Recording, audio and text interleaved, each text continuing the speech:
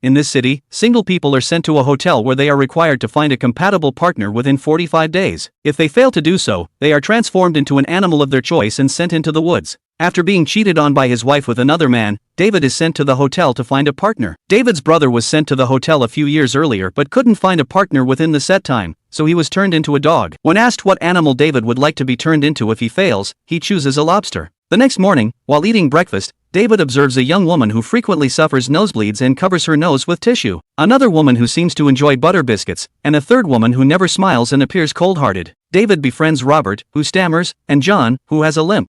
John's mother had previously been sent to the hotel after being abandoned by his father, and when she couldn't find a partner, she was turned into a wolf. John broke into the zoo to visit her, but he was attacked by the wolves, leaving him with a limp. John's wife had died 6 days ago, and he came to the hotel to find a new partner. At the hotel, guests are encouraged to bond with one another through organized events, such as dances. The hotel also encourages hunting for loners, people who have fled to live in the forest. Each time a guest successfully hunts a loner, they are granted an additional day at the hotel. David, however, fails to hunt any loners, so his days at the hotel are not extended. Although masturbation is forbidden at the hotel, the maids are allowed to stimulate the male guests. Robert is caught masturbating and punished by the hotel manager. According to the hotel rules, to become a compatible couple, both the man and the woman must have matching traits. So, John makes his nose bleed and approaches the nosebleed girl. The nosebleed girl believes that they are truly compatible, and with the hotel's manager's approval, they officially become a couple. With only 7 days left before being transformed into an animal, David decides to court the heartless woman. The biscuit woman, afraid of being turned into an animal, jumps from the upper floor and kills herself. To win over the heartless woman, David pretends to be as cruel and cold as she is. At the beginning, the heartless woman doesn't trust him,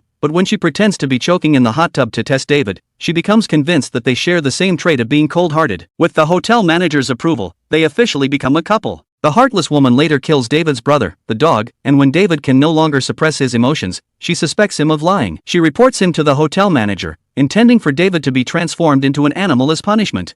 David, with the help of a compassionate hotel maid, manages to escape and leaves the hotel. David flees to the forest and meets a group of loners. Unlike the people in the city, the loners forbid romantic relationships of any kind. One loner had his lips cut as punishment for kissing another, and he still struggles to speak. David and 3 loners sneak into the city, pretending to be couples, to gather supplies. During this, David develops real feelings for a short-sighted woman who also lives among the loners. At night, the loners break into the hotel, and David reveals to the nosebleed woman that John faked his nosebleeds. John and the nosebleed woman reject David and throw him out of their room. The leader of the loners captures the hotel manager and asks her partner if he can survive without her. He responds that his life would be emptier and more enjoyable without her. He then attempts to shoot the hotel manager with a gun, but the gun is empty, and the hotel manager survives.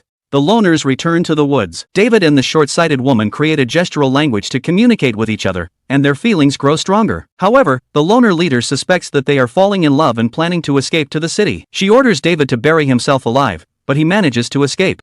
The loner leader pretends to treat the short-sighted woman's eyes but ends up making her blind. When David's girlfriend finds out, she tries to take revenge. However, the knife in her hand fails to hit the loner leader and instead strikes one of his followers, while the leader pretends to be dying. Back in the forest, the blind woman admits the truth to her lover David, revealing that the loner leader has destroyed her eyes. Despite trying to find shared traits between them, they realize that apart from her ruined short-sightedness, there is nothing left. David, seeking revenge for what the leader did to his partner, overpowers her, ties her up, and leaves her in an open grave to be attacked by wild dogs. Afterward, David and the blind woman leave the forest and make their way to a restaurant. In a final attempt to restore their compatibility, David takes a steak knife, goes to the restroom, and attempts to blind himself so that they can share the same trait. With their matching condition, they are now bound to live together as a couple forever.